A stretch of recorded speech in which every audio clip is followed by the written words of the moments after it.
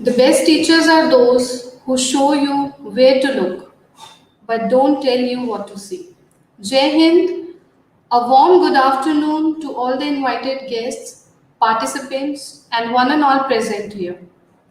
On behalf of management, principal, staff, and students, I, Mrs. Shaheen Akhtar Khan, Associate Professor, Department of Community Health Nursing, Panna Subharti Nursing College, which is a constituent unit of Swami Vivekanand Subharti University, is there to host today's event. Swami Vivekanand Subharti University is a university under Section 2F of University Grant Commission Act 1956, set up under Swami Vivekanand Subharti Vishwavidyalaya, Uttar Pradesh Adhiniyam 2008. The seat by the name of Swami Vivekanand Subharti University was sown in the year 2008 under the leadership of our great visionaries Dr. Atul Krishna and Sanghamata Dr. Mukti Bhatnagar under KKB Charitable Trust of Subharti. We are fortunate to be led by our patrons, Major General Dr. J.K.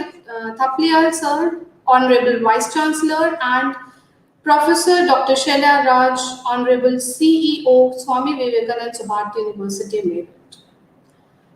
Teachers' Day, as we all are familiar, is celebrated on 5th of September of every year to commemorate the birth anniversary of former President, politician, scholar, philosopher, and Bharat Ratna recipient Dr. Sarvepalli Radhakrishnan.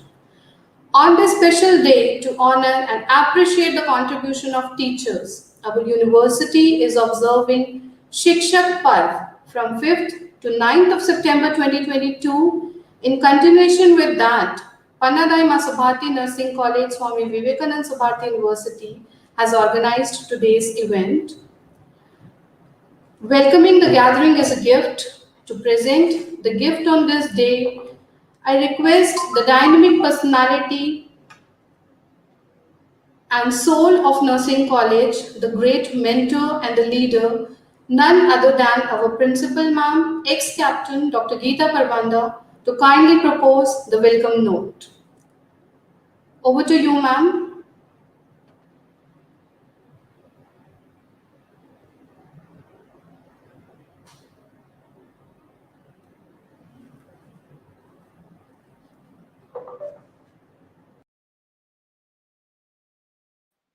Please unmute yourself.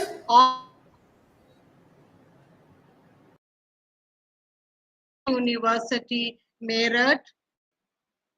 A very warm greetings to all and very happy Shikshak Parv to all the esteemed guests, our delegates and students. Here, myself, Dr. Geeta Parvanda, Dean Faculty of Nursing, welcome you all in these activities organized by the Book Reading Club of Panna Subharti Nursing College on the occasion of Shikshak. I'm thankful to the university for making us the member and giving us the opportunity to be on this occasion with you all, and also I'm thankful to the renowned speakers of today's activity, Dr. Ipshita Chanda and Dr. Ravindran, who has given the consent to be the part of this program and will be giving you the blessings and their motivational thoughts on the ideal teacher, which we called as Acharya. Krishnam Vande Jagat Guru. As you know, it is one of the gift of the great teachers to make the things simple. And the celebration of Teachers' Day is a Parv festival celebration of gratitude towards seniors, guide, mentors, a thanksgiving gesture in the form of impersonating teacher, mimicking teacher, and prefer to celebrate on this day. Today, in this nursing college, book reading club. So the main focus of the theme is what are the main points being a nursing students we all have to focused on to be practiced on. And I am very thankful again to Dr. Ipshita, who is doing a postdoctoral fellowship from University of Canada, who is there with us to simplify the process and to help us that how our nursing students can be more knowledgeable. I'm thankful to Dr. Ravinder ji also, who will be giving the important tips on how to reimagining the shape of a nursing student in future. To conclude, I just like to mention the 5 main important points related with the book reading. That is one, get a book buddy. We must have a friend, maybe it's a club of the two members who can help us that yes, that we are book reader. Second one, book, when we read, we should always put a finger. It says that practically and scientific proof that when we read a book by putting a finger on that, it direct connects to our brain and it sharpens our memory. Third point, always when you do a book reading, we should find out why. A question answers. This is also a very important tip for a book reading. Number 4, read more efficiently, and mostly it is said that we should read by using a pencil. Fifth point, a commitment drive. That is a psychological technique. We must have a goal that I must complete this chapter by today, or I must complete this book by this month. And with that, I think we are able to sharpen our book reading process. And like now, people have become more technology oriented, but I must say that book reading is the maybe a oldest but most knowledgeable process that we should follow on. So without wasting any time, I must congratulate all the organizing committee and all the other management members who have again given us the opportunity to give us this platform. With that, thank you and Jai Hind to all.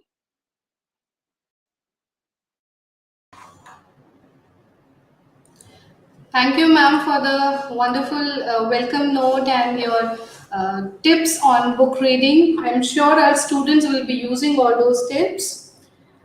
A book is a device to light the imagination. Very rightly said. A room without book is body without soul. To start with today's first event, that is book reading activity, I would like to invite very young and dynamic personality, Dr. Ipshita Nath. Madam is writer, academic. She is PhD in English literature. Currently, she is doing postdoc research fellow in the area of disease and healthcare in Colonial India at Department of History, University of Saskatchewan, Canada. She has published many books. Popular among them was her story collection, The Rickshaw Reveries, which was published in the year 2020. And recently, in the year 2022, she has also published her book, namely Mensa. I welcome Dr. Ipshita, who will enlighten us about the book Wings of Fire, which is an autobiography of Missile Man of India and President of India, Dr. APJ Abdul Kalam. Over to you, ma'am. Thank you so much for inviting me today. I would like to begin by thanking the Honorable Vice Chancellor of your esteemed institution, Swami Vivekanand, Subharti University, Major General G.K. Thapliyal, Professor Shalya Raj, the Honorable CEO of the university, Captain Dr. Geeta Parvanda ma'am, Dean and Principal of the Faculty of Nursing, who has been coordinating with me, who's been kind enough to invite me for this, and Associate Professor Mrs. Shaheen Akhtar Khan for bringing me to you and for being such a wonderful host and anchor.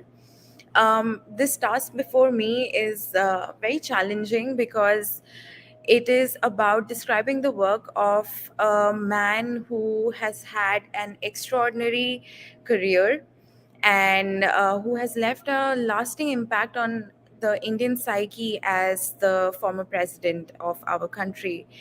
And incidentally, this book that I have been asked to talk about, I read this right after school when I was starting out with my college, and I found it so impressive in terms of the teachings that the book contains. And over the next few years, I did think about going back, but I never got the chance. So this time, when this book came up, I was very excited to go through it again and revisit the teachings that the book contains. And I found that there are so many philosophical thoughts contained very simply in very easy language in this book that resonates with me even today, and they resonated with me like 10, 12 years ago, and they still resonate with me. Am I audible? Can everybody see me? Yes, ma'am, you're audible. Okay. So I should begin with Kalamji's words. He said that many of his, thoughts are quote worthy, but there are some that really stay with me, and they are so common and popular that they would strike a chord with just anybody, who's going through challenges in life. He says, if you fail, never give up, because fail means FAIL, first attempt in learning. Failure will never overtake me if my determination to succeed is strong enough. All of us do not have equal talent, but all of us have an equal opportunity to develop our talents. And that is something I truly believe in, because I never thought growing up that I was intelligent or clever or super talented in any way. But what I realized was that what you lack for in raw talent, or maybe intelligence, that can be compensated for with a lot of hard work and dedication. If you're fixated towards your goal, if you know what you want firstly and you're fixated on that goal, then there is very little that can stop you. And lack of talent can actually really not be a deterrent in life. And that is exactly what Kalamji also meant, that failures come and go in life. We face so many failures, but after every failure there is a lesson to be learned. It's like a stepping stone for the next stage in life. So um, this is a very very impactful line that he has said. And without further ado, I should start with the description of the book. Now, it's autobiographical, and it begins with Kalam's childhood in his hometown. And he gives us a very nice, very heartwarming insight into his family, his father, particularly his father and mother. He was highly influenced by his father, and he held him to be a role model. He idolized his parents, and he gave a lot of stress on the teachings of his father because he was so influenced by him. And his mother was very loving and very nurturing, and he believed her to be the ideal helpmeet of his father. So his parents had a very important role to play in the formation of his foundation as an individual. Now, he was also very heavily influenced by his close friend Ahmad Jalaluddin, who was several years older to him, like more than 10 years older to him. But he believed that he connected with Ahmad Jalaluddin at an intellectual and spiritual level, because he realized that he was able to have philosophical discussions with him, which was something that was very unique to their bond. So, there were these very few people in his life very early on and through the years, through the decades, who had lasting impact on his mind and on his mindset. And his close friend was one of those people. And what we see in the initial sections of his book is that he was very secular at heart, and he was not abashed about declaring his secularity. That was so many years ago, and there was no fear or intimidation in his heart in admitting that he would accompany his friends to temples, and he would go to Lord Shiva's temples with his friends. And he was a very secular, open-minded person. And in fact, any kind of social prejudice or religious biases deeply troubled him. And there's an incident that is also mentioned in the book, and I'll get to that. But mostly what we understand is that from a very early stage in life, APJ Abdul Kalam was somebody who had extremely secular thoughts, and not just conceptually. A lot of us have ideas and thoughts, but when it comes to practical life, we are not able to really fulfill those ideas. We feel that that is something that is there conceptually, but in practical reality, something is not feasible. But APJ Abdul Kalam was not that sort of a person. What he believed in, he enacted. That was unique to his personality. Now, he mentions this incident in his book, and how he understood the nuances of social prejudices very early on in his life. He had a school teacher while growing up who was very conservative and backward thinking.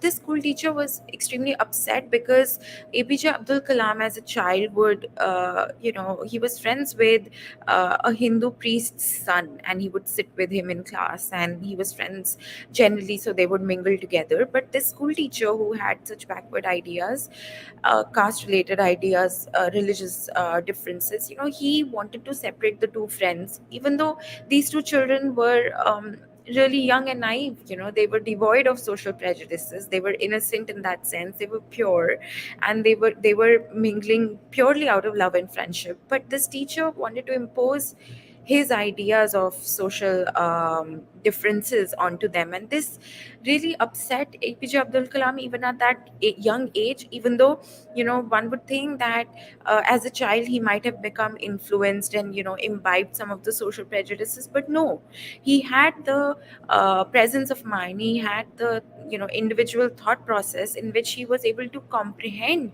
that the teacher's ideas were conservative and should be avoided and undesirable. So that kind of foresight, that kind of comprehensiveness, that kind of depth of understanding, that complexity was something that Kalam had from a very early age.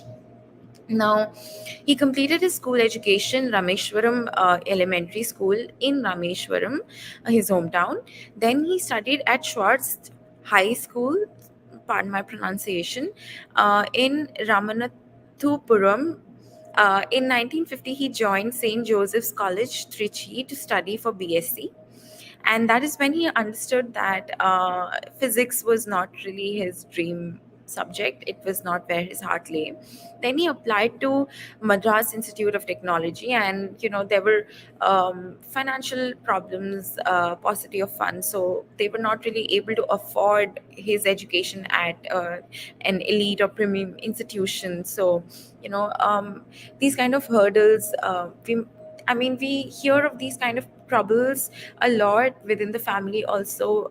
When it comes to our parents, that generation really struggled very hard for where they stand today. And a lot of privileges that we have now are because of the struggles of that previous generation. They really had to rely on merit alone to be able to come forward in life. And Kalam is one such individual. Now, Kalam had his heart set on a very specific branch of science, and that was aeronautical engineering. And Aeronautical engineering even today is very niche in India, but at that point it was even more niche. But at the same time, he had a very open perspective, so he was never really averse to trying and experimenting new things. Knowledge was his primary goal. His primary desire was to gain knowledge, and he had passion for this particular branch of science. Now, at Madras Institute of Technology, there were several teachers of his who shaped his thoughts, who influenced him again. We all go through stages in life, in our academic and career, where we find a few role models and advisors and mentors who really shape our personality. They shape our thought process, and they shape the way in which we approach life, right? And sometimes we even start to emulate them because we like their style so much. That has happened to me so many times. uh, you know um, so because this is the occasion of the Teachers Day, I'm stressing more on how each and every stellar individual who has achieved anything in life has had at least one guru, uh, kind of shaping them like clay, like wet clay. Now, from Madras Institute of Technology, he went to Hindustan Aeronautics Limited at Bangalore as a trainer, and then his career kind of started taking off. He was really fixed on his goals, and like I mentioned in the quote, he really did not allow failures in life to deter him. He just understood that when you are attempting something, you are bound to fail. There is no possibility of you succeeding in everything that you do, right? So that is also a learning experience. If you don't fail, then your victory won't taste sweeter, right? So after completion of engineering, he applied for Air Force and the Directorate of Technical Development and Production and PC Air of Ministry of Defense. And even though he was not selected in Air Force because of some stages, like their physical standards and so on, like there are a lot of technical things, so he was not able to succeed in that. But then he was appointed in DTP and PC as senior scientist assistant on a basic salary of rupees 250 per month. um, and on a side note, personal anecdote, I think it was at this point my father has told me stories of meeting APJ Abdul Kalam while he was a scientist researcher at a campus. Now, I don't remember when, but my father was also visiting that campus at that time, and he had heard a lot about Kalam's work at that point. And even though he had not gained political prominence, but then in the scientific research community, his name was really prominent. And my father, it took him a lot of courage to muster up the guts to go and approach him. And my father was very young then, maybe just starting to work, and he knocked on his door, and Kalam sir welcomed him inside, and it was a very organic, very normal conversation. And what my father was left with after that encounter was how humble and down to earth he was, how simple and how dedicated he was to his work. There were no heirs. He was a high ranking scientist at that point, but then there was so much humility in him that really impressed my father. And that is what he recalls even now. Now, in the book, the section Creation covers Kalam's life and work from 1963 to 1980, the peak point of his career. Um, it begins with his recollection of works at the Langley Research Center in NASA in Houston, USA, and at other facilities in the US, including the Wallops Flight Facility at Wallops Island in east coast of the US, Virginia. At NASA facility, he remembers to, okay, so this is a personal, experience of his in which he saw at NASA a painting of Tipu Sultan, and he felt stirrings of, nationalistic pride because he could see some icon of our history in the Western world. And it's such a relatable incident.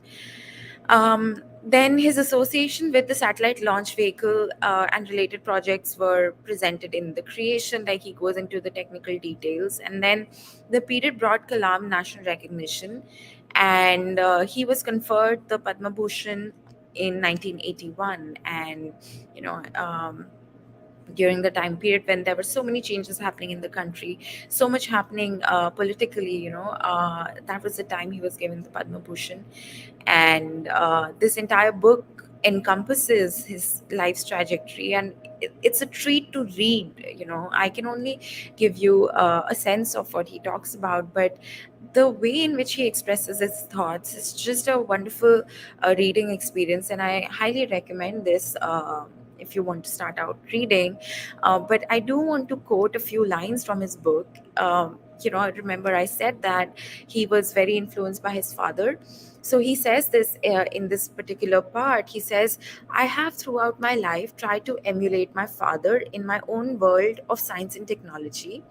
I have endeavored to understand the fundamental truths revealed to me by my father and feel convinced that there exists a divine power that can lift one up from confusion, misery, melancholy, and failure and guide one to one's true place.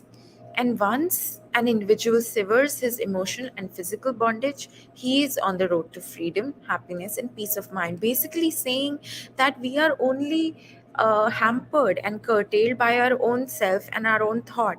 If we think, oh my God, how do we do this? This is impossible, then nothing can actually help us get it. Even if it is right there in front of us, we won't be able to lift our arms and reach out for it. And if in our hearts and soul we know that this is what we want and we will reach it, then miles are nothing to cover. So these are things people say, but it is actually true. And a lot of people in the audience might have also experienced this, that if you truly want something, you want to pass an exam, if you want to run a marathon or learn dancing or read a certain book, or put a goal on things, learn swimming or something, you tell yourself you have to do it, you set your mind to it and you do it. It's just a matter of time before you actually achieve it. But the first hurdle is the mental hurdle. Once the mental block goes away, then the road becomes smoother. So I think those are my learnings from this book. And if anybody in the audience has read this book and wants to share something, I welcome them to. But I think I would like to close with that.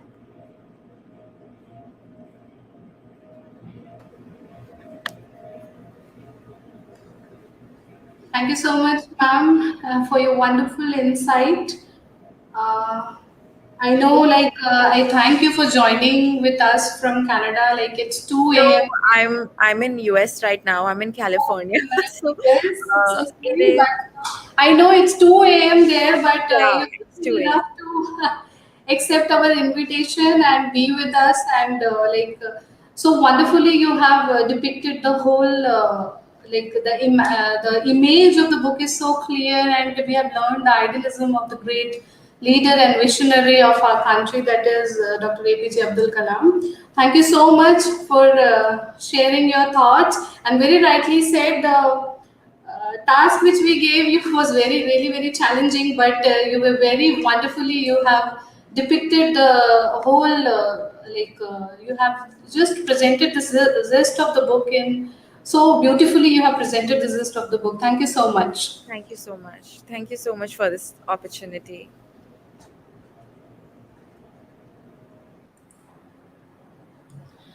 Better than 1,000 days of diligent study is one day with a great teacher.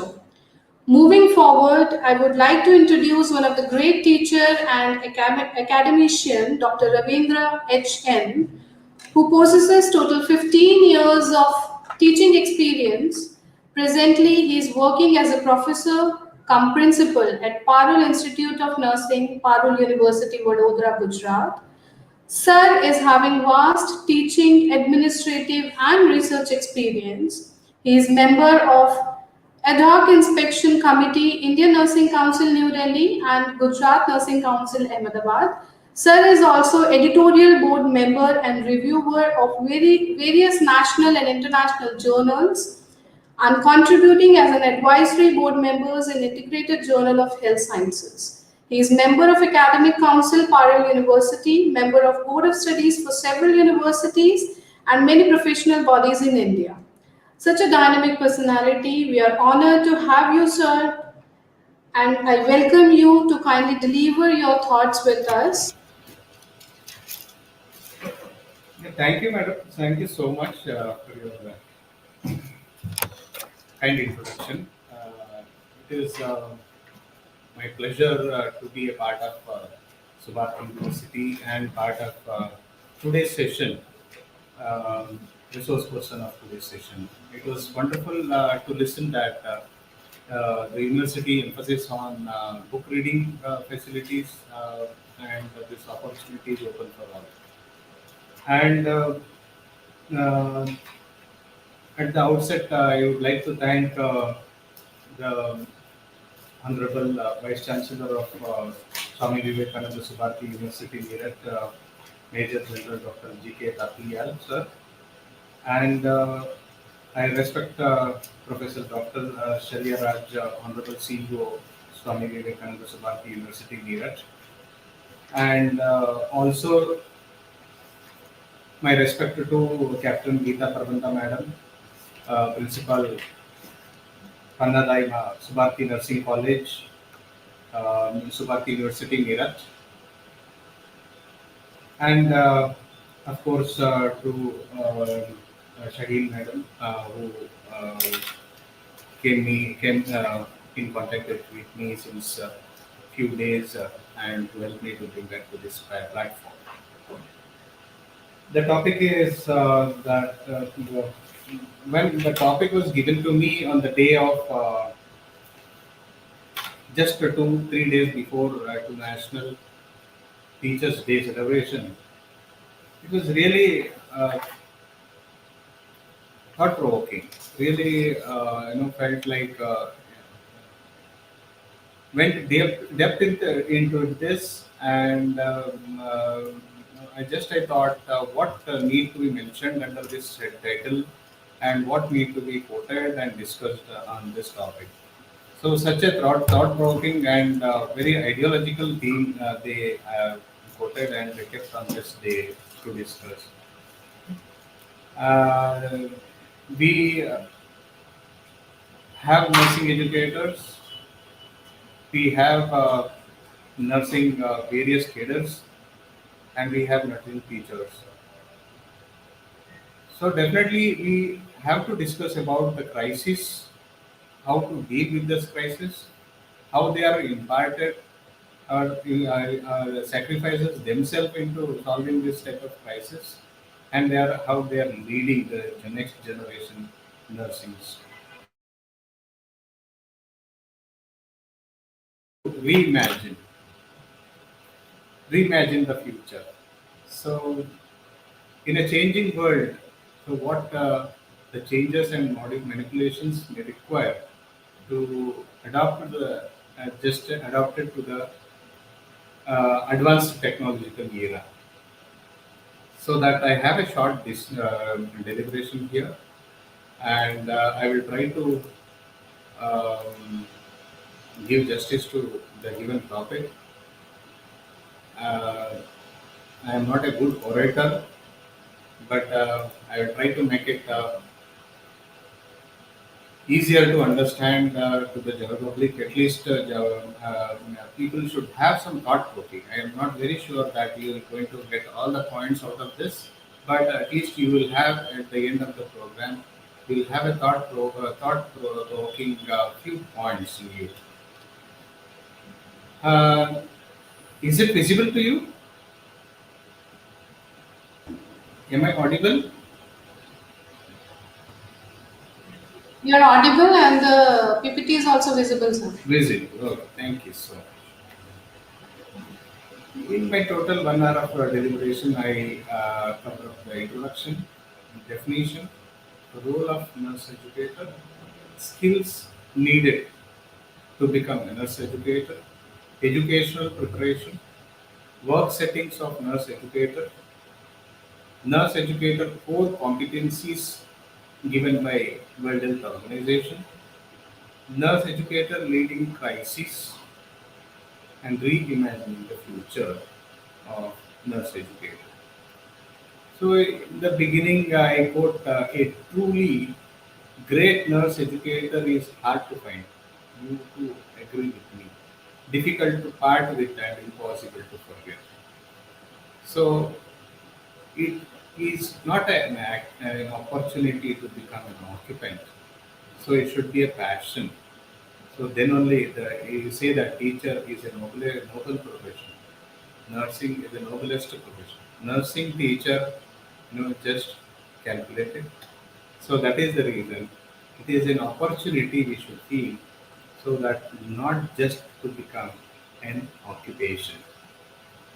Nurse educator, who are they? Nurse educator, at the beginning, I can say this is a who can educate the new generation of nurses, or who train the nursing community. So they will have a brief understanding, formal education, and adequate competency, and they teach. They also formulate the um, curriculum and execute the same. So these are all the core aspect of nursing educator's role. Here, nurse educator begins with a career as a registered nurse. They should be a registered nurse at the beginning.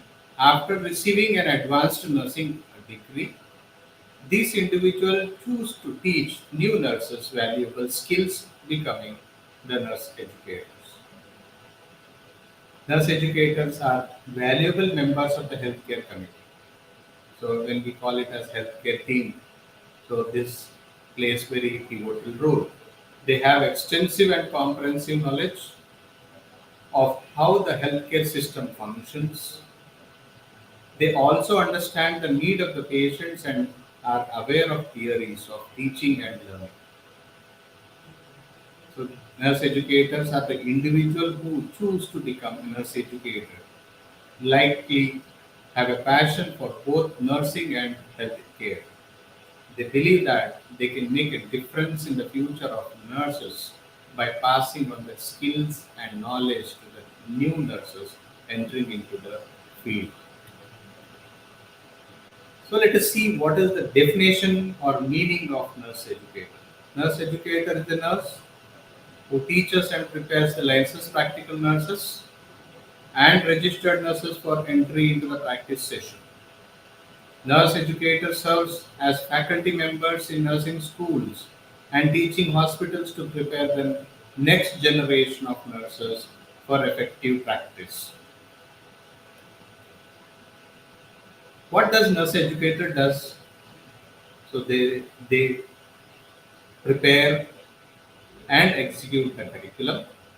They teach the theoretical and practical aspect of patient care and pursue continuous quality improvement in the nurse educator's role, guiding students through clinical rotations, designing and evaluating the program curriculum, researching related topics, maintaining clinical skills and certification. So demonstrating communication and collaboration. So here the nurse educators' roles are defined variety or variously according to the state, countries, and hospitals too. So here we have Indian Nursing Council. They have the prescribed norms to form, prescribed designation to give. So there may be a clinical instructor, assistant professor, associate or professor, but overall it is called as nurse educator. Whereas country like England, European countries, or US, they follow a different nomenclature for this, and some countries do not have this as a primary nomenclature. They just mention it as nurse, and the nurse responsible in patient care have to take lectures for the students on few days of the week, few hours in a day. So primarily their basic role responsibilities are at hospitals, and the concept of those integration of practical into theory has recently occurred in even reflected in through the circular of Indian Nursing Council, that minimum 4 hours every nurse educator has to spend in the hospital, and here designations and cadres are different. So the core responsibility of every nurse educators are the same, that the formulation of the curriculum syllabus, and then designing, after designing it has to be implemented effectively. Follow need to be taken to mention whether it is effective or ineffective, or that the practical skill core competencies has to be written, demonstrated, and expect the such capacity should develop from the students too. By written demonstration we have to evaluate, and also demonstrating communication and collaboration, that is a pivotal role plays in the healthcare setup, has to manage to communicate, collaborate amongst all the other members of the healthcare, so that they have to communicate one message to the other.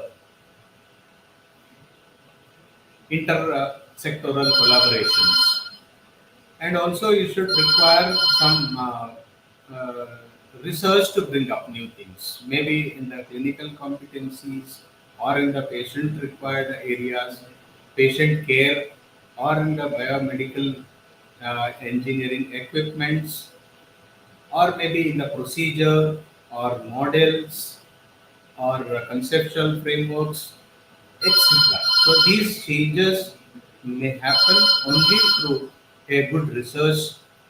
The outcome of this research has to be practiced. So here the part of their experience has to be drained into the research too. And also they have to continuously improve the quality through getting some more skillful certificates, skill gained certificates.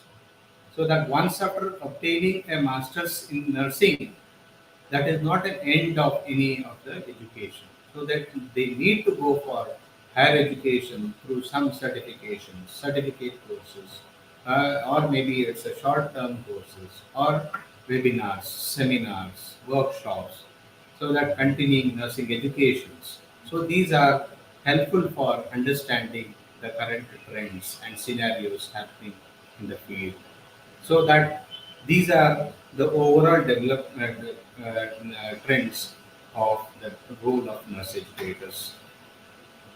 So, in short, the nurse educators shape the future of the healthcare in many ways.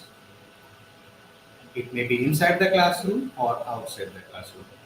Inside the classroom, develops the curriculum, conduct the lectures and facilitate the discussions, evaluate student learning and progress, oversee the clinical and lab work, supervise the students' internship and research. And outside the classroom, maybe it is in the community or in the field trips or other than the classrooms. That conduct the clinical researches, lectures at nursing conference, contribute to academic community by leadership roles, maintain clinical effectiveness and efficiency, writing grant proposals. So these are all the requirements or in overall the roles of the nurse educators. What skills does nurse educator need?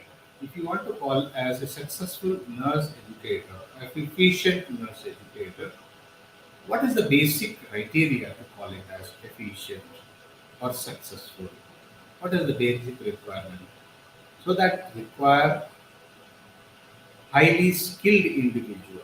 They should be a highly skilled individual to compete with any of situation in the hospital and occurs at the patient. The same scenario has to be explained to the students in the similar manner. Those students can also tackle such situations to manage. Their skills vary depending on their field. Maybe there are specialties and super specialties. Most nurse educators will benefit from having the following skills.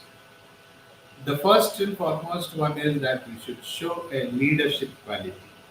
Nurse educator need to be comfortable in a leadership role, to lead the classes of young nurses, so that the leadership or command or the uh, the quality of the leadership comes over the possession of the knowledge and competency which they have, without which they cannot act as a leader. They should have a wisdom of knowledge.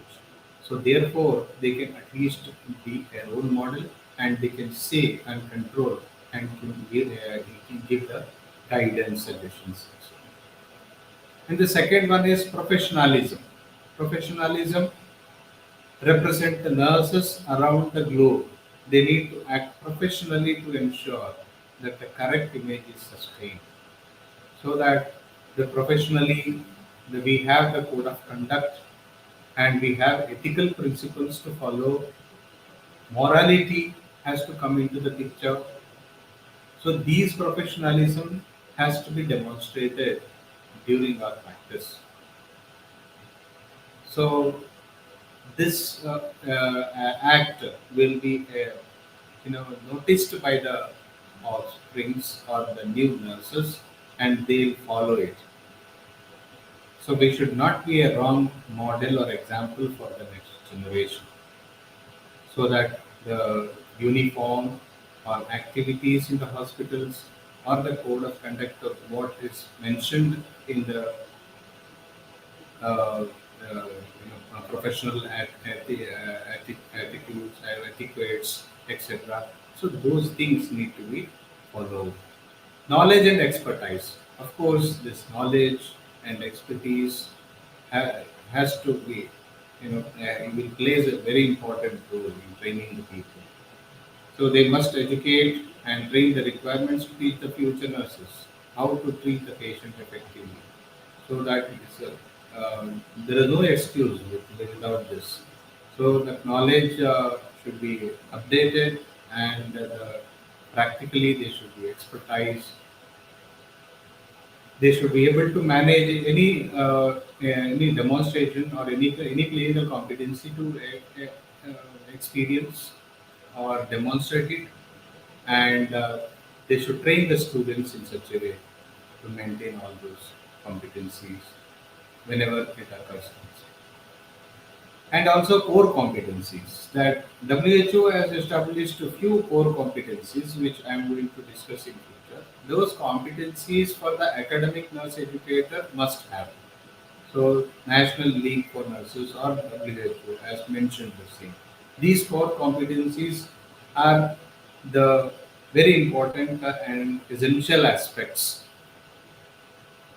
And the next point, the skill what the nurse educators require are the creativity. The creativity is most important, because it should not be always a contemporary type. So there will be dynamicity in this. So they are changing world, changing in the education system, so that the creativity has to play very important role, and understanding the recent changes. And also we have to expect, when we expect a creativity from the students, we should be example for the same creativity. So that is how the creativity in everywhere we should be, in management of time, or explaining, or teaching methodology, or giving some examples. So also demonstrating the type, it should not be a contemporary type. It may be, it looks bored. So the creativity can be brought with a variety of pedagogy, so that you can make a very interesting by applying a very different type or recent type of method of education, method of teaching. So students involve the students, and nowadays they all are fond of having technical assistance, technical devices to involve into the teaching, so that have some more student friendly features, and use more of videos, use more of type of any software or application type of education.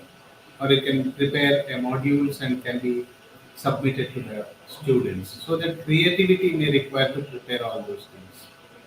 So that creativity maybe gives an attraction, interest, enthusiasm among the students. Therefore, they can find some time out of it and they can go through all those modules. So that may be one of the biggest contribution what a creative teachers can give. And where does a nurse educator work?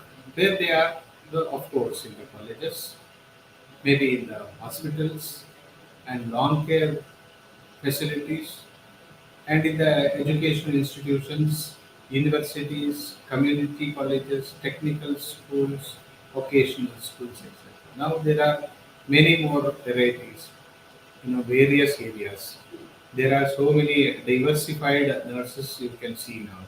So they study basic education in nursing and they transfer it to any other setting, maybe of administration. They get master of business administration and they deviate to administration section, or they may go for master of social work and they go for the social welfare, social work, or MSW sector, or otherwise they go. Abroad opportunities are, that where ample of opportunities to go for a diversified type of education, so that they offer always a different, similar, or in and around of healthcare system, public health.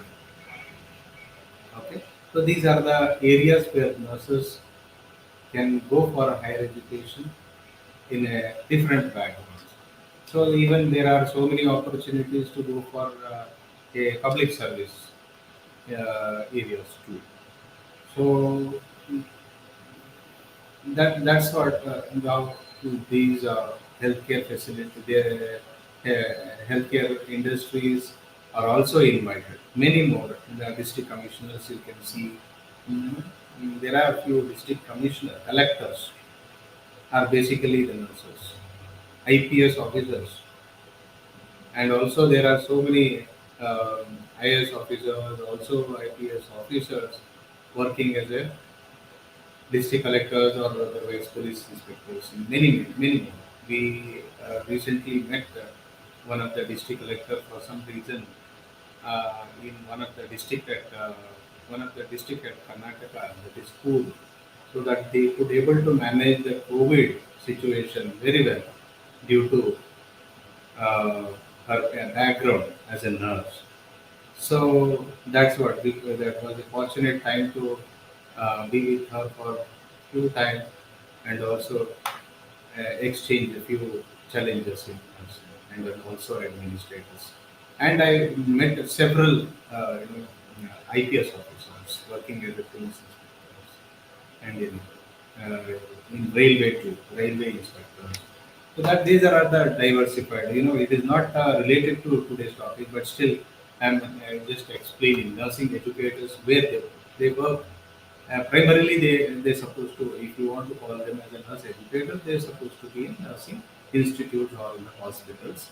But nowadays, in the extended opportunities what they received, so they may be also at our company. And core competencies, I told in the previous slide, core competencies expected by WHO. So WHO expect some core competencies to procure by the nurse. They should expect, they should have these core competencies, and they should develop a basic curricula for the education. They should have that knowledge and they should have that kind of understanding, and also they should have many more core competencies which are quoted here. They'll have the continuous learning or interest, opportunity, and they should hold that. So they should not have any stoppage, so that they completed a master degree and they have no continuation in education. So it's not that always they should have a degree from any of the institution, or in the, as I said earlier, adult learning, it can be of various types, short-term courses or CADs or workshop conduction or in various forms. So, and other one is that they should be, that means to academically they should be active, enthusiastic, and also the next one is curriculum and implementation.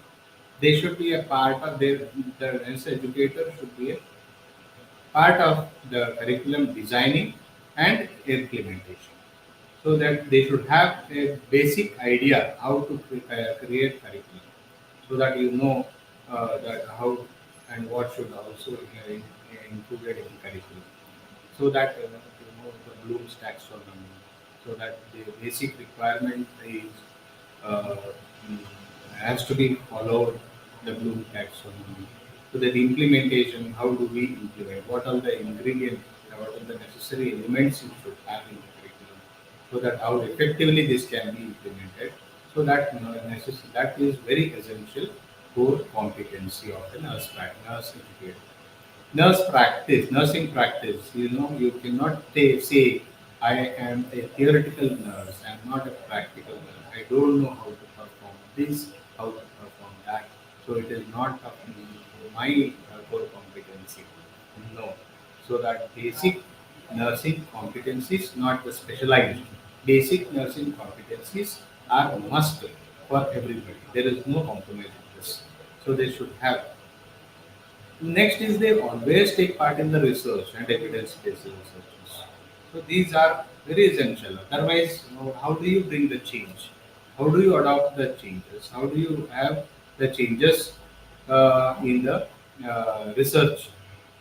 So that evidence-based researches will gives you a best result or outcome of that research can be adopted to the practice, and therefore you can bring the change in the healthcare system. So that's the reason this the part of the core part of nurse educators to involve in the research. You know that we don't have time. We have you know, only theory to teach. No, every teacher has to find and have to have basic research knowledge. Have to involve into the research and find out. You know, maybe of don't go for a bigger and very huge one which you cannot even uh, feasible to conduct. So that's not that effectiveness of being of the CME, effectiveness of your practiced demonstration in competency, understanding the students, you know, capacity to learn, understanding the students' adjustable difficulties, understanding the stress level of the freshers, and understanding the level of knowledge of the final year students, where the opportunities are existing. So these are the need of the, so that these areas we need to conduct continuously. And I can say very, yeah, you know, it is all observational studies, questionnaire based studies, collaborative partnership, so that you know always this is nursing is at the center and surrounded by all the other healthcare professionals. So that collaboration is most important. You need to have a collaboration, without which a single faculty or fraternity cannot succeed. So that we need the help support.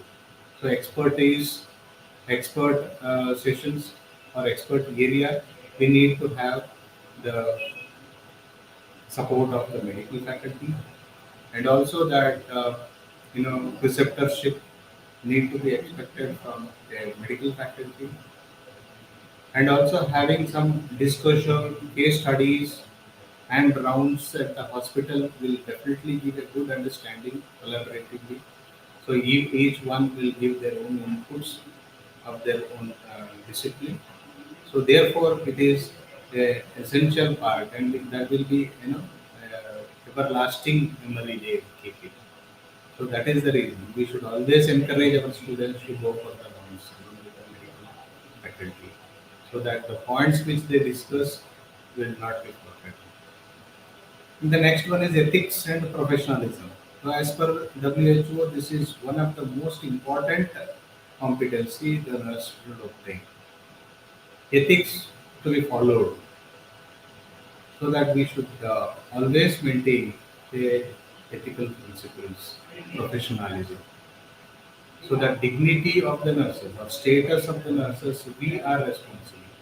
How the society will look at us, how we, how much we are respected or not respected, it depends upon not the, uh, you know, not by the society or people. It is how we act, how we take care of our profession, and how do we deal, how do we walk, how do we show our manners, so through which we can at least show our profession. When we are in the uniform, when we are at the hospital, we should always demonstrate professional etiquettes. Otherwise, it's a disrespect to the profession and the uniform. Where we are going to sit and how do we how do we behave? So that depends. We have to think twice. And the next one is monitoring and evaluation. So that is evaluation process and frequent summative and formative evaluation. So you should also have tools and techniques to know that. So the knowledge on questioning, knowledge on the evaluation, either maybe theoretical or practical evaluations, method of evaluations. So those things they should have the understanding. How do we conduct examinations? How do we conduct various types of competencies to evaluate? So you cannot evaluate everything through a descriptive manner. Everything cannot be conducted, so that we have a mixture of every aspect, and each aspect will extract one quality of this, one competency from the students. So each one we need to understand. The leadership and advocacy. So leadership is very essential one, and also we have the professional advocacy too. The part of the second part of my title is leading in crisis. Nurse educator, how they lead in crisis. So of course they are taking care of the students at their crisis situation. So that how can they do it? That is through professional preparedness for transition into assuming a new roles. The changing scenario is not only that you are a teacher, so you are just a contemporary role of teaching, transforming the message or transforming the information. Am I audible?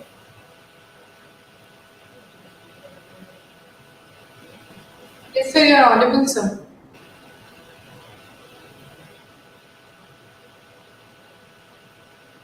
Hope I am audible. I am continuing.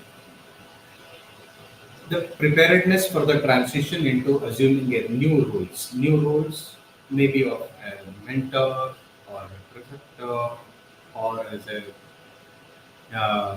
clinical teacher or a researcher. So any new roles can changes. That those areas will have a crisis, and crisis need a proper understanding what is the new role is actually about. Community awareness. So that what is the community and what are the ingredients of it and what are their expectation. Community here it means a community of nurses, the total fraternity. Okay, and use a variety of advocacy strategy to promote nursing education and practice. strategy to promote the nursing education and practice, you should have a variety of strategies to promote. So that here, here the bringing changes in the teaching methodology, bringing changes in the curriculum, changes in the evaluation, these are the various such strategies. So those strategies definitely will help the students to understand more. This is one of the actual requirement. The periodical revisions or change resolutions are happening in the field. So need to happen so that UGC expects the revision and or reformation has to happen in the curriculum quite frequently. They say what is added, what need to be added, what is the percentage of additions. So what is the revisions you need, how many revisions you have made in each year. So those things are asked by university grant commission. So similarly here this strategy will always helpful. So by understanding 1 year if you teach around the clock, so that you will definitely understand what is the loophole of this, what is lacking in this, and what else need to be added. So that teacher can give their experiences, expertise, opinion to it, and can have certain modifications as per the requirement. So that you know that if a syllabus not revised for several years, 10, 15 years, what are the disadvantages this or criticism we accept from the teaching faculty or from the students end. So that we when I was working in collaboration with the medical faculty, so that they used to say that these are the outdated things which you have in your syllabus, so that we do not take into consideration nowadays. We do not add into the diagnostic procedures recently. So these are all have gone quite a years ago. So that those things, that need to be changes, revision, so that according to the changes happening in the healthcare system or in the profession, we too have to change. Research extension and collaboration. So these are the I explained earlier. Research activities, extensive collaboration. So that we have to have that's required. So basically, I can give you an example. So that nowadays any PH or any accreditation body will have a zero tolerance on the decubitus ulcer or bed sore of any patient, maybe of a long-term illness or a old age or maybe any. So that there should be a zero decubitus ulcer cases in the hospital. So that is the expected thing, recommendation. Here in this, what is the devices we can develop? What is the actual prevalence we have? Where we do, where and which disease condition will leads to a long-term illness and sometimes unconscious, prolonged unconsciousness, and who require this setup and to combat this situation, what changes and collaboratively what device we can develop to have some frequent movement changes, so that we need to have here. So that biomedical engineering, medical nursing, and other possible discipline have to join together and have to develop that disease. It's developed. There are some water bags, ear matters, and movement uh, changing beds, etc. are also there. And furthermore, massage devices are there. So those things may require. So that I just recently I said, so there is a research or there is a device, just give a mobile message and or otherwise it's a beep sound when the fluid is coming to an end. So that lasts a few minutes. or if it is just 5 minutes earlier, that gives a caution message to the nurse's mobile or a tablet, so that so and so patient's fluid is getting over. And also the tablet which has to be taken by the old age, the reminder will be given for the patient or the old age person who is there at home, and also reminder call or message goes to their children at their workstation, and they can coordinate each other to have the medication, and if not taken, then the message. So particular box, and in box contains, these are the compartments, morning, evening, night. So these compartments, they can keep the medicine and go to their work areas, and that will become very easy for to get the medicine, and to have, they don't have that uh, memory that which medicine has to be taken at what time. So that that particular box will have a sensor, and that sensor will give a message to the children where they are in the work, so that they'll have the beep or message that you just remind your father or mother or any old age to take the medicine. So these are the researchers example I'm giving you. Also maybe knowing, you must have heard of it.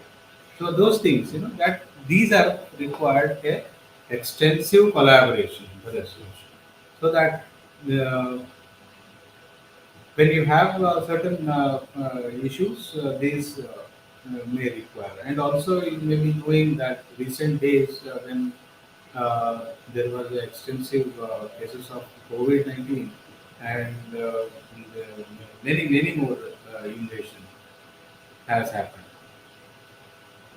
and home nursing was quite a good number, and there was a good opportunity for that, and there was a usage of the collaborative medical care has happened with telenursing or telemedicine was happening, and in collaboration with the medical faculty, they were at one point, nurses were at near to the patient, and they were getting the guidance from the medical faculty, physician through the and video calls. So those things, that is an opportunity in the changing time. And the next point is to demonstrate effective and efficient human and financial resource management. So this is quite a difficult task. Efficient human and financial resource. Finance is a matter that fiscal management is another area where you, as a nurse educator, may get some assistance from the accounts department. You will have a department separately, and they'll help you in managing all, or otherwise they'll keep all the financial statements within records record. But efficient human management is quite a difficult task. So it's not a you are dealing with the emotions, so that there are positive, negative opinions, and these are very quite difficult area in an organization is having a good human relations and a very good human resource management. It's a toughest job. That is a different topic. If we go in it, we may come across with so many subtopics into it, so that we just keep it in our mind and expect some of the examples. And the next one is identify the opportunities for positive change and effectively manage the change process at both individuals and organization level. So these changes have to have each individual teacher or educator has to contribute for the growth of the organization, so that a functional unit is the teacher or a educator, so that growth of the organization is depends upon the individual educator, so that wherever the opportunities occurs, the positive changing of the opportunities occur, it has to be encashed. And this has to be managed properly, and that need to be processed. And a nurse educator as a change agent in the crisis. So they have to act as a change agent. They are mediator of the uh, propagate the actual things to take ahead, so that that during the crisis situation nurses has to act as a team agent. In what cases? Take the lead to plan in conferring knowledge and developing procedures to safeguard the health of the patients. That is obviously it requires, so that your knowledge and the skill on developing certain procedures which are required to safeguard the patients. And definitely these kind of things sometimes we cannot have, so that will takes the patient into a disastrous situation. And the second thing is lobbying for shaping the educational and healthcare policies. So that is, maybe it is required that we have to have some be in in preparation of an organization, and also in preparation of the organizational policies. Must stay updated with the latest guidelines and evidence-based information to put into practice, so that in a changing scenario in the healthcare sectors, to adopt the new one, that we have to seek some research, or that is evidence-based research information to adopt one. Otherwise, we don't have. So that was the shortfall at the early stage of the COVID-19. You all have witnessed it. There was no evidences. Evidences means the published papers or case studies were absent. Which drug may be effective on this, and which procedure may be effective on this. So to set a protocol or a line of medicine, that was missing. So therefore, this is most important. Evidence-based research practice is useful in case of any uh, guidelines to set. The next one is participate in the interdisciplinary effort to address the healthcare and educational needs regionally, nationally, and internationally.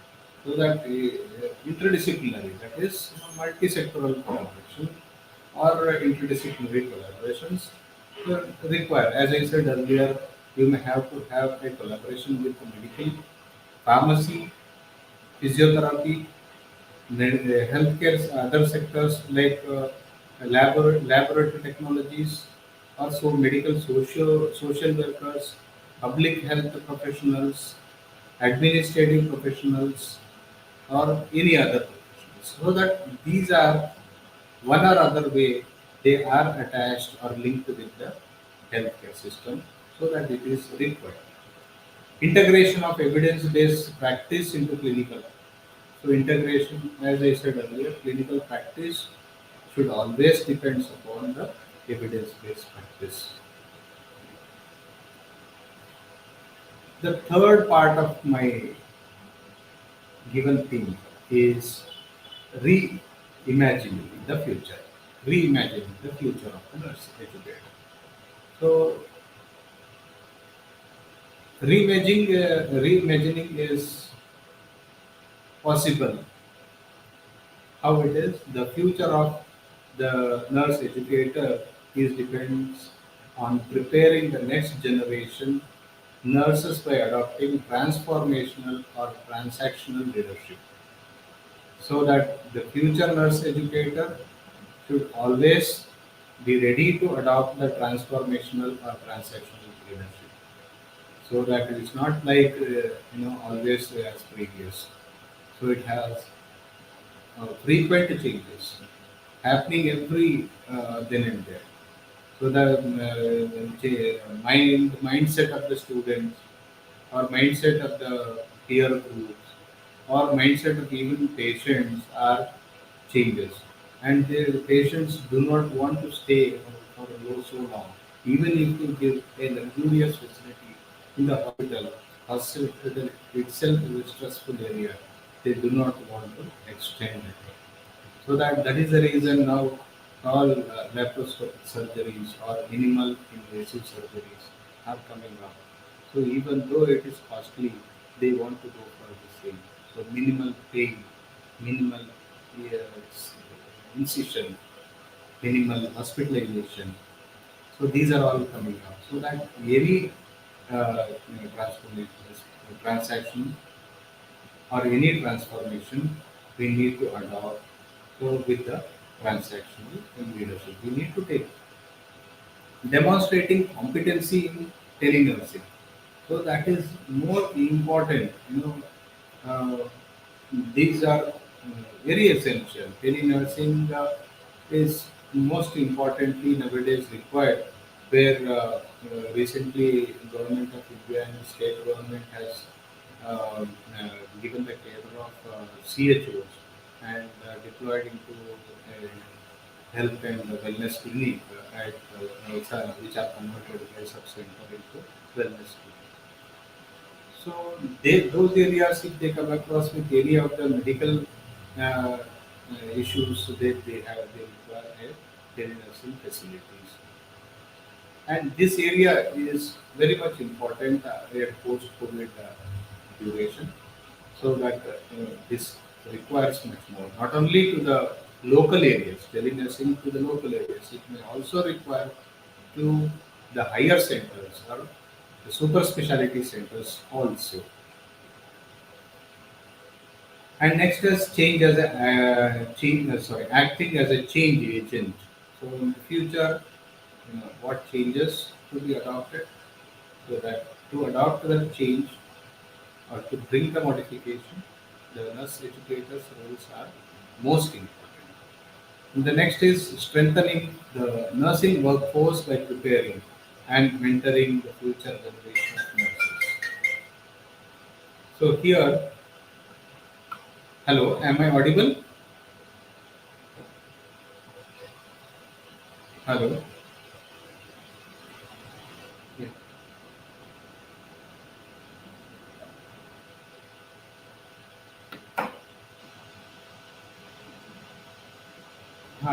This is the You are audible, sir.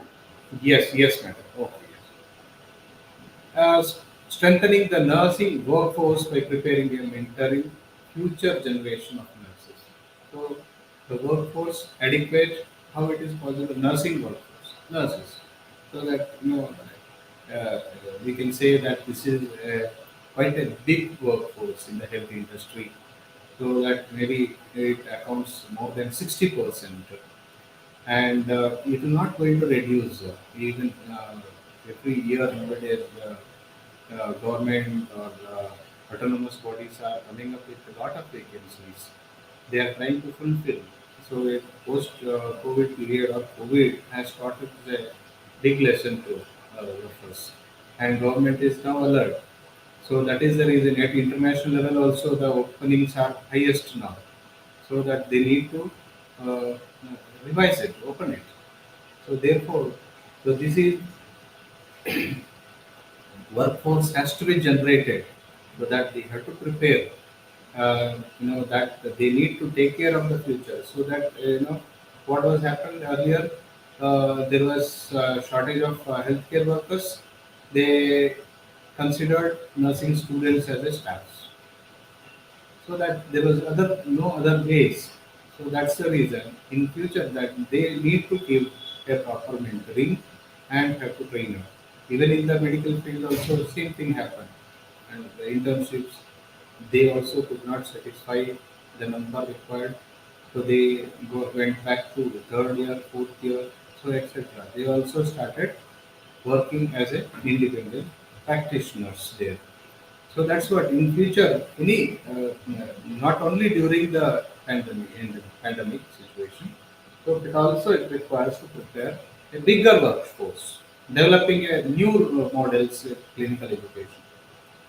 So clinical education. or in any community education, or areas of alternative and complementary therapies, or application of any supportive system like social services or stress relief measures. Okay, these areas are the extended areas of the clinical education. So where the clinical area, the patient even triggered by these stress. So that is if you minimize the stress, their physiological parameters can also be brought down. So stress-induced gastritis, stress-induced anxiety. So stress so is the reason for many reasons, many problems. And preparing the nurses, educators for reimagining, if you say furthermore, that is required, you have to prepare for the nursing educators' future roles. The foundational nursing educator competency, basically, so that competency, that you have to adopt to the next, advanced type of competencies. Okay, doctoral level nurse education competencies. Furthermore, that uh, levels are going to be changed, and even with the uh, having research as a competency, or at the areas who can prepare the future PhD nurses. So these areas also require some more research competencies in the nurse educators to understand the research and to educate on the research and to build a new doctor in nurses. We require a prepare nursing educators in a different roles. Continuous improvement as a nurse educator roles. So that is possible only by having continuous education system, continuous education quality improvement system. So, so these are the areas where competencies can be enhanced, so that advance the science in advance, develop a new knowledge, steward the profession, generate external evidences. In case of practice-focused competencies, facilitate learning, competency quality initiates, evidence-based practices. So these are all the doctoral level competencies. So both in the research as well as in the practice, they need to have an adequate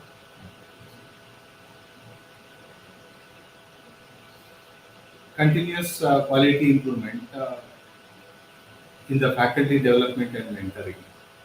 So it is seek highest degree of pursuing a lifelong learning, foster reflective teaching, educator competencies develop over time, have a mentor or be a mentor. So that is quality improvement, continuous quality improvement parameters. So that these are the minimum requirements. So then you can take the follow-up and also have an expected quality improvement in the education. As a conclusion, I can say that nurse educators have a unique opportunities to steer the direction of modern healthcare. Nurse educators prepared with advanced practice knowledge and skills in teaching and curricular design, partnering with agencies and engaging in futuristic thinking to reimagine the future of nursing education and build a strong and diverse nurse workforce to advance the health of our nation and the global community. So these are the few tips and points on the given topic. Nurse educators leading in crisis, reimagining the future. So that's all from my end. So thank you for your patience listening. Thank you for giving me an opportunity to be a part of this webinar. Thank you once again. Over to you. Thank you so much, sir. Thank you for enlightening us with special focus on role of nurses, nurse educators, skills required to be a nurse educator, and how, as a nurse educator, we can be a change agent in crisis situation. Really, it was a very thought-provoking session, especially the third part, the third session, which was focusing on how we can reimagine the future of nurse educators. So I request the participants, if you have any questions, you can put in the chat box. Meanwhile, we're having two questions in the chat box, sir. Can we take that? Yes, yes, Okay. yes. First question is, which type of leadership should be adopted for a nurse educator? Nurse educator require basically a resourcefulness. So they should have adequate knowledge and full of competency. So that there will be naturally there will be a confidence. So confidence will attract so many people naturally. If you have a confidence and a full of resourcefulness, then naturally it itself creates a role modeling to others. So through which you can at least have a leadership. So just for a small example, I can give you.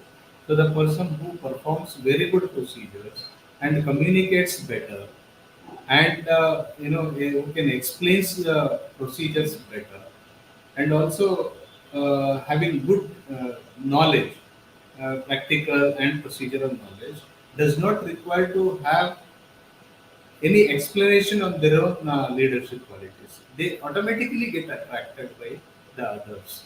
So that is, I think, I can say that knowledge, skill, and compassion. So that you should have always have an approachability. So therefore, it is definitely gives a leadership quality. Thank you, sir. One more question we are having, sir. What is our greatest area of improvement as a nurse educators? Yeah, definitely it's required. Like, first itself, I shown you a caption that it is very difficult to find a good nurse educator. So nowadays, getting a good educator itself is very tough, and also that the people will consider this as an occupation.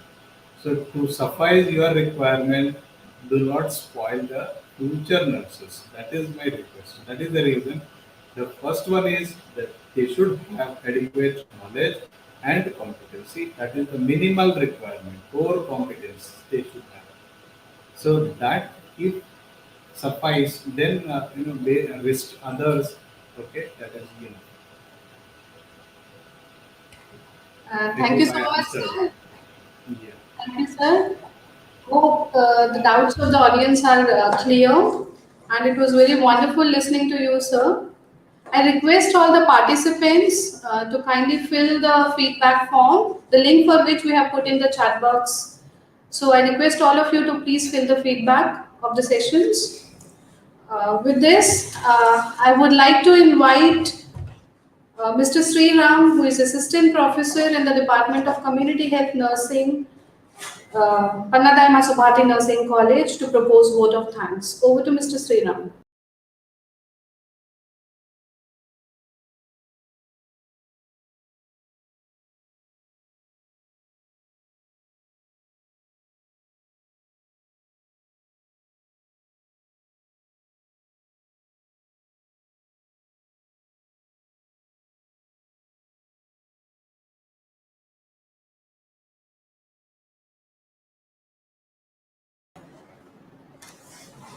A very warm good afternoon to everyone present here, and it's my pleasure and privilege to deliver vote of thanks on behalf of Panna Subharti Nursing College, which has been today's host of the event. First and foremost, I would like to express my gratitude and sincere thanks to all the delegates of the webinar for their presence and spending their time with us. A very big thanks to our most inspiring and energetic patrons, Major General GK Tapliyal sir, our Honorable Vice Chancellor, and our ever dynamic Honorable CEO Ma'am Dr. Shailya Raj, without whose guidance this event would have not been possible. A very special thanks to our dynamic leader, mentor, our principal madam, Dr. Geeta Parvanda, for always inspiring and encouraging us and providing immense support to carry out this event. I express my sincere thanks to both our presenters for the day, Dr. Ipshita Nath and Dr. Ravinder HN, for their informative and novel sessions. I would like to thank our organizing secretary, Mrs. Shaheen Akhtar Khan, Associate Professor, Panna Subharti Nursing College, for her tireless work and enthusiasm. My vote of thanks will not be complete without thanking marketing and communication team and also the IT department of Swami Vivekanand Subharti University. I wish to thank all others involved directly and indirectly in making this event wonderful and successful. With this, I would like to thank everyone present here. Thank you and good evening.